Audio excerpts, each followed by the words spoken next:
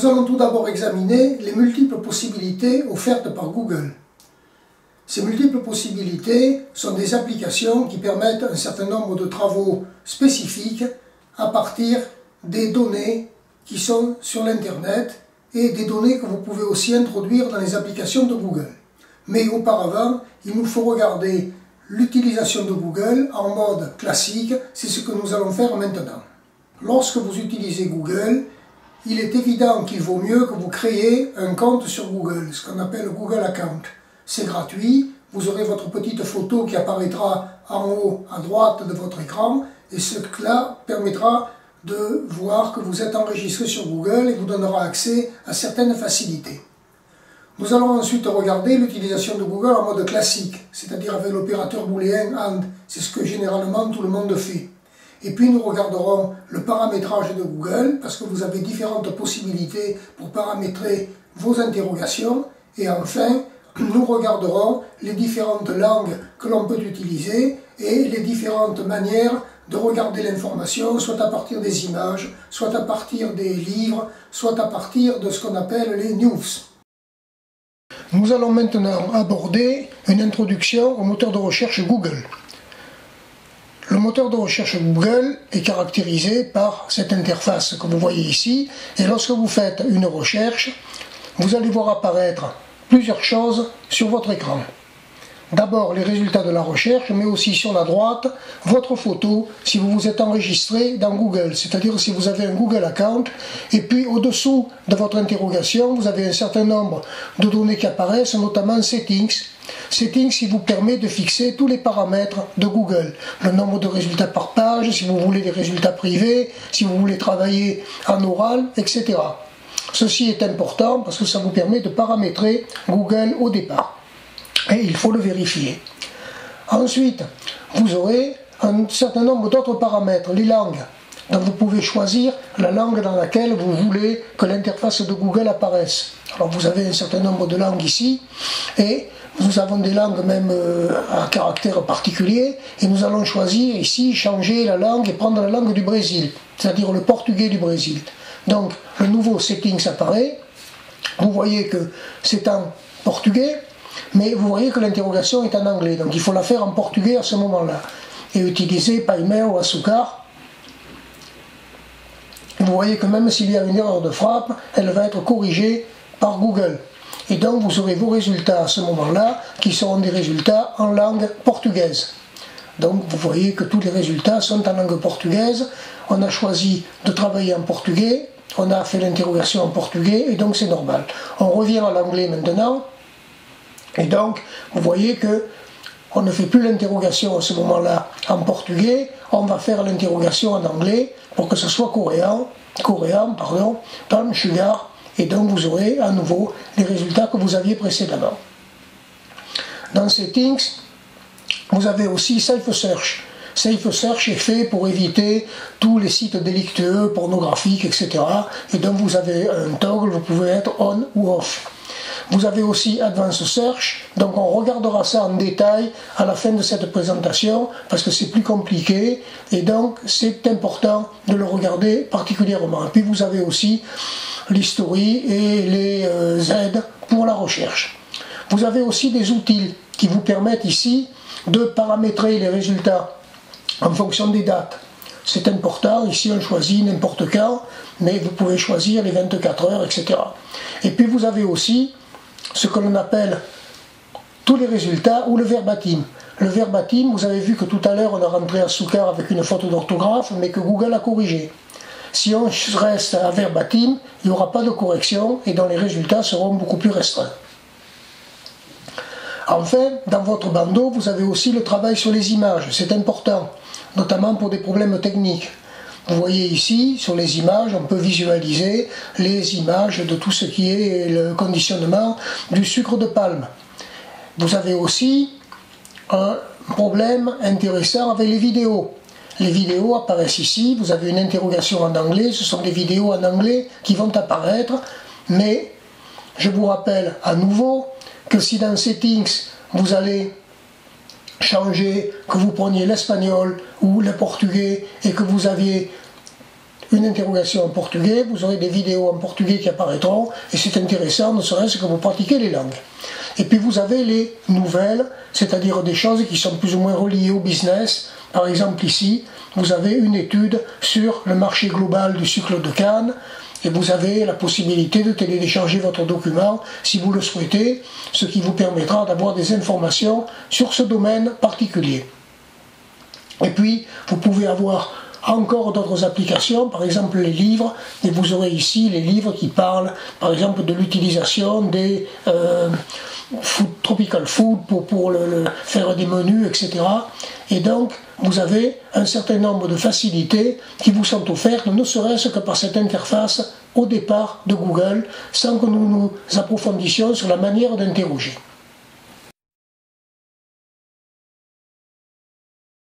Nous allons maintenant revenir sur le problème des langues. Vous voyez qu'ici, nous allons faire une interrogation avec le terme Paul Sugar en anglais, avec une configuration portugaise. Vous constatez que l'on obtient des résultats en portugais et que vous avez aussi des résultats en portugais qui contiennent à l'intérieur le terme Paul Sugar en anglais.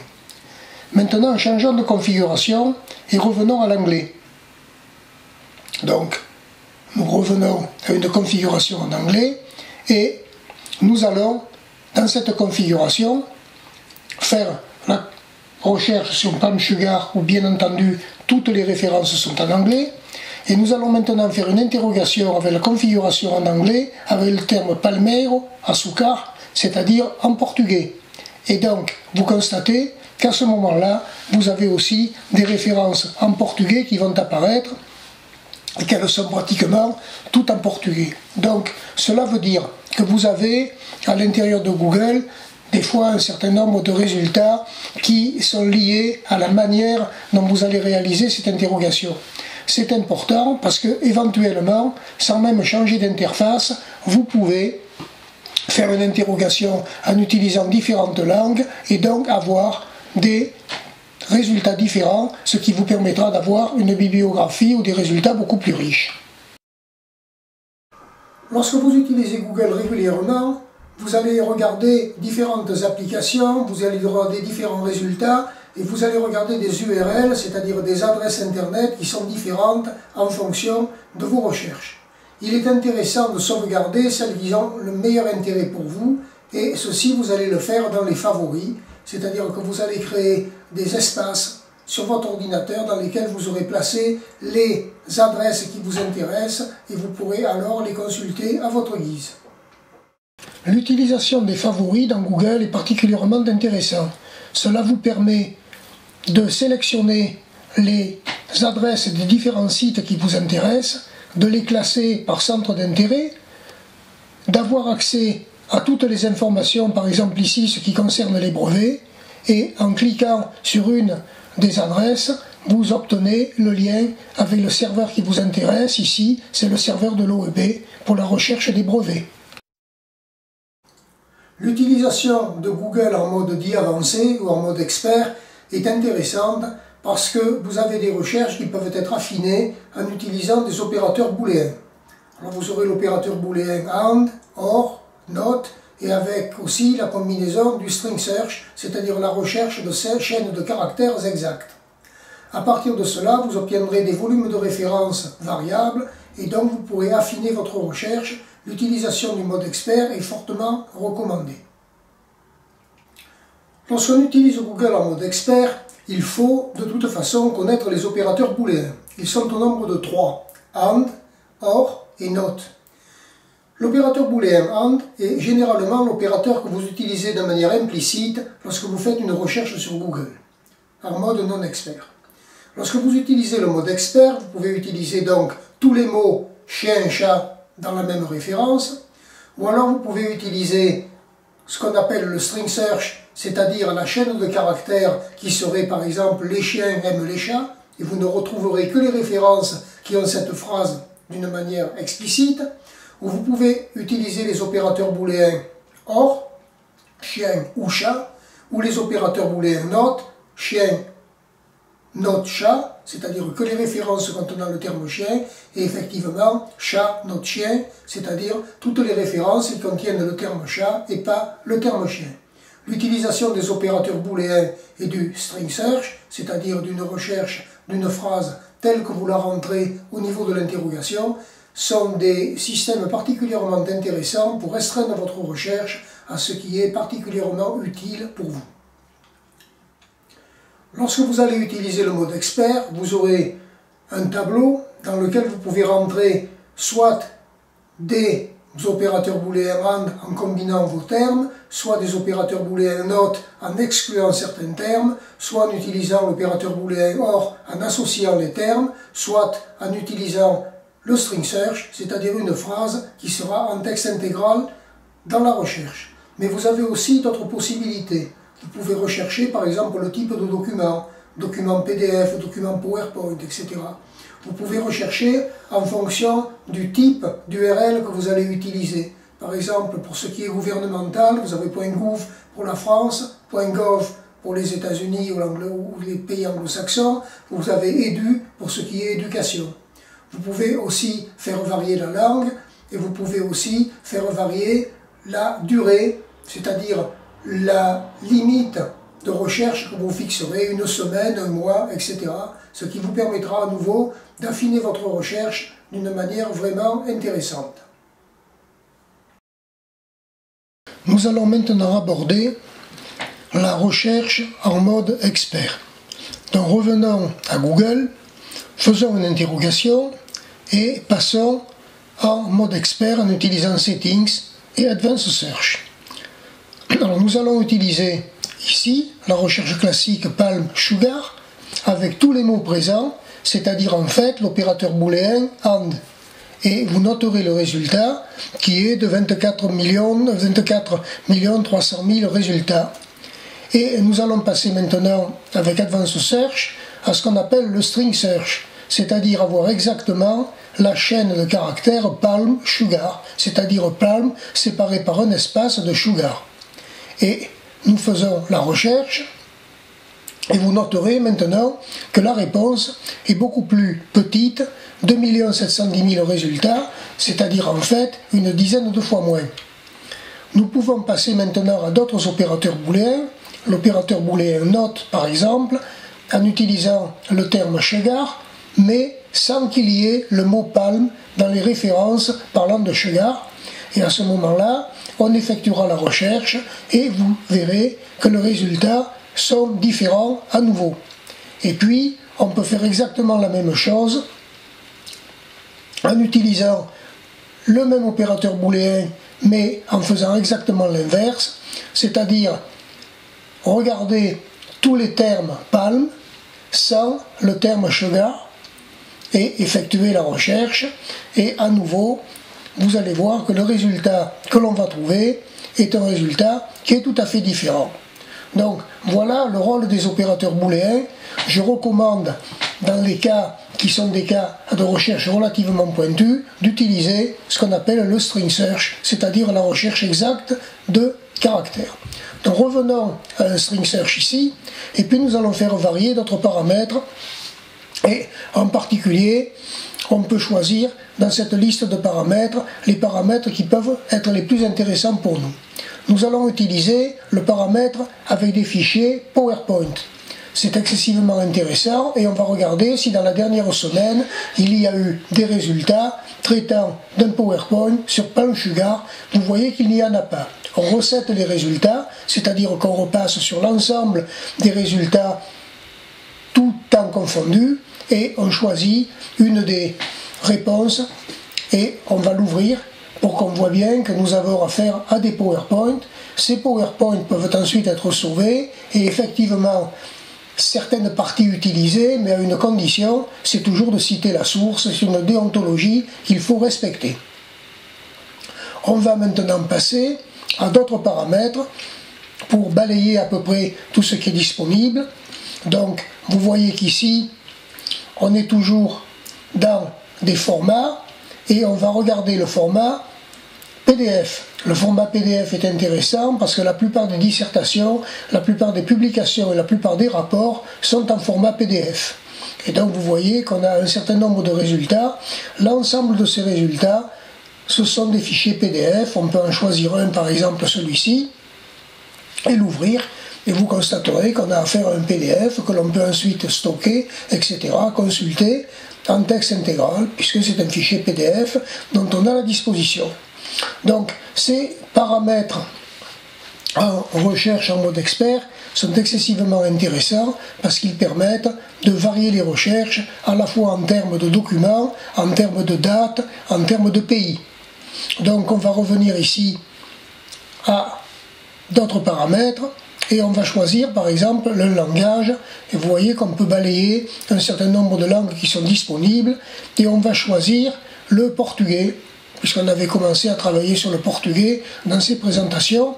Et effectivement, si on fait le choix du portugais avec le terme palm sugar, on aura des résultats qui sont en majeure partie en anglais. Maintenant, si l'on revient à la caractéristique classique du portugais, c'est-à-dire palmeiro açúcar, on aura des résultats qui sont en portugais comme l'on va le voir ici. Donc on va repartir vers le terme palmeiro açúcar, et vous voyez qu'à ce moment-là, on aura, mais on l'avait déjà vu précédemment, qu'on aura des résultats qui sont des résultats en portugais. Donc ceci permet de varier les sources d'informations, effectivement. Donc on va faire varier maintenant d'autres paramètres. On va d'abord revenir à l'anglais, ici. Donc on recherche ici l'anglais, on le sélectionne. Et on va aussi, avant de passer à l'anglais, faire une recherche en français. Et donc si on fait une recherche en français, on va utiliser le string search sucre de canne. Vous voyez qu'on est toujours limité à un intervalle de date d'un mois, et on va regarder le résultat.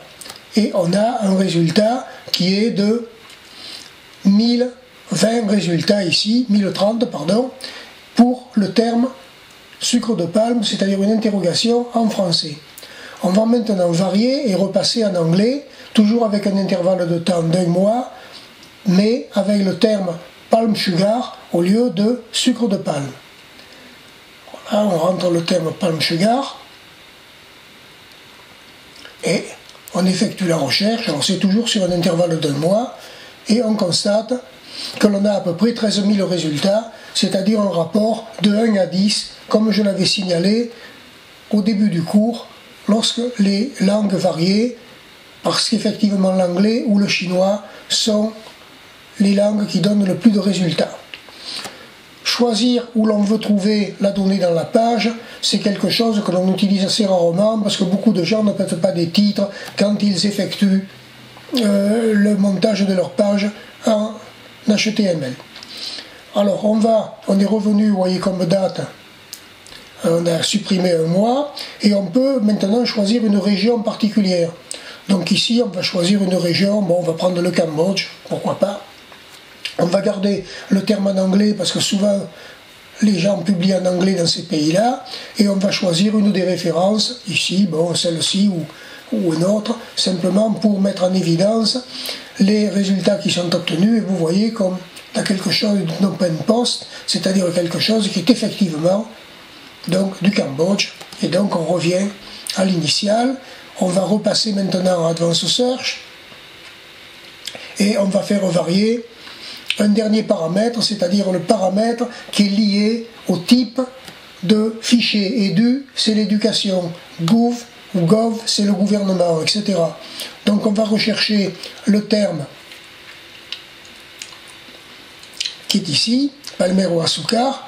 On est toujours en portugais, on nous demande ici de prendre un orthographe qui soit plus proche de la réalité, et on a une référence dont vous allez constater que dans son URL, vous avez le terme Edu qui est en bleu surligné au sommet de la page. On est alors en mesure de récapituler l'ensemble des résultats. Par exemple, en ce qui concerne les résultats qui sont effectués avec différents types de paramètres, vous voyez que palm et sugar avec l'opérateur booléen AND donne un résultat qui est à peu près aux alentours de 25 millions. Vous avez le string search palm sugar qui est entre guillemets d'ailleurs, et qui peut être utilisé de cette manière au niveau de l'interrogation, qui en donne beaucoup moins. Et puis vous avez les termes sugar sans palm et palm sans sugar, qui donnent des résultats aussi différents. Enfin, vous avez aussi la comparaison lorsque vous faites une recherche en anglais, par exemple ici le terme palm sugar, et lorsque vous faites la même recherche en français, sucre de canne, vous voyez que les niveaux de volume d'informations obtenues sont en gros de 10 à 1 lorsque l'interrogation est effectuée en français.